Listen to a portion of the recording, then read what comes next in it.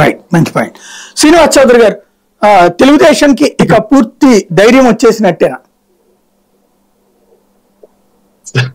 సాయి గారు, మొదట మీకు అలాగే న్యూస్ బెంచ్ ప్రేక్షకులకి, వైఎస్ఆర్సీపీ నేత వెంకటరెడ్డి గారికి, జనసేన నేత శాంతిప్రసాద్ గారికి, బీజేపీ నేత సాంబశివరావు గారికి నా తరఫున తెలుగుదేశం పార్టీ మొదటి నమస్కారాలు.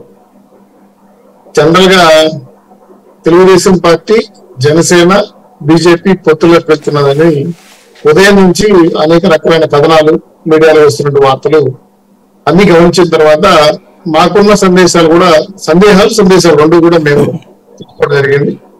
ఉదయాన్నే నిన్న పవన్ కళ్యాణ్ గారు, బాబు గారు కలిసి మాట్లాడుకోవడం జరిగింది. కొన్ని సీట్ల పైన బీజేపీ వారితో ఎటువంటి డిస్కస్ చేయాలనే విషయం పైన కూడా మాట్లాడడం జరిగింది.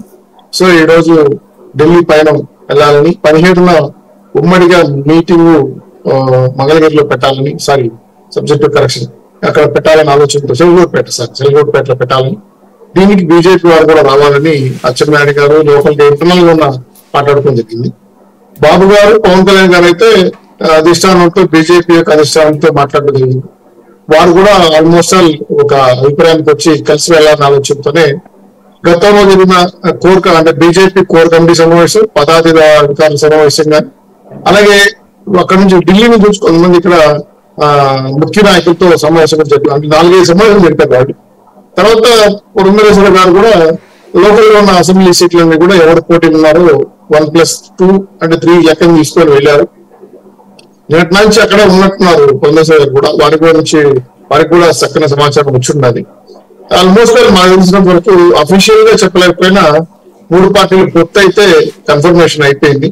కాకపోతే అధికారులకు ప్రకటించాల్సిన బాధ్యత అధిష్టానం మీద ఉంది. ఇంటర్వ్యూ గా మాదిరి సమాచారం అయితే ఎన్ని సీట్లు ఏంటనేది పైన తెలిసినా మేము చెప్పలేము, ఎందుకంటే పెద్ద నాయకులు చెప్పాలి కాబట్టి. ఉదయాన్నే మాకు ఒక 2-3 అంకెలు చెప్పారు, పార్లమెంట్ సంబంధించి, శాసనసభ సంబంధించి కూడా. అలాగే రహస్యం దాస్తున్నారు, ఆయనకేం చెప్పేస్తున్నారు, ఆయన రోజుకు ఒక లెక్కెత్తున్నాడు ఆయన. సార్ మీరు సబ్జెక్ట్ కరెక్షన్ చేయండి, ముందు అదే ఎత్తాలనుకున్నాను, మిస్టేక్ మర్చిపోయినాను. ఈ గెజెట్ దయచేసి సార్, మా పత్రికలు కాదు, మా అజ్మాయిషీ లేదు.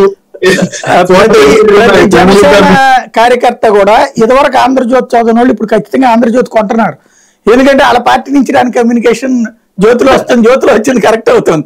24 ఇదివరకు పాపం జ్యోతిలో రాస్తే అందరూ అమనాభూతులు తిట్టారు జ్యోతిని, ఇప్పుడు కరెక్ట్ 24 వచ్చింది. అట్లాగే సీటు మార్పు